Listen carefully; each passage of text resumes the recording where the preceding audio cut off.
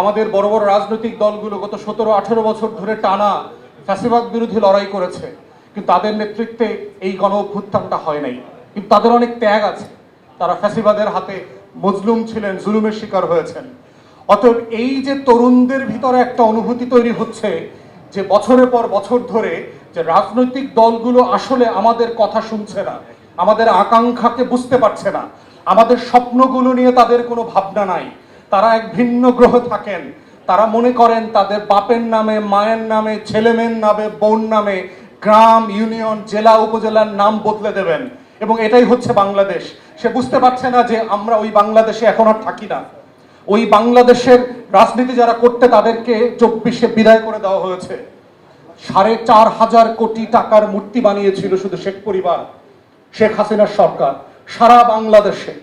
সেই মূর্তিগুলো পর্যন্ত 24-এ ভেঙে দিয়েছে। অতএব বুঝতে হবে, বাপ মা, পোলাপান, বংশ, এদের পূজা করবার রাজনীতি দেখবার জন্য 24 পরবর্তী জাতি, সত্তা, তরুণরা আসলে প্রস্তুত না।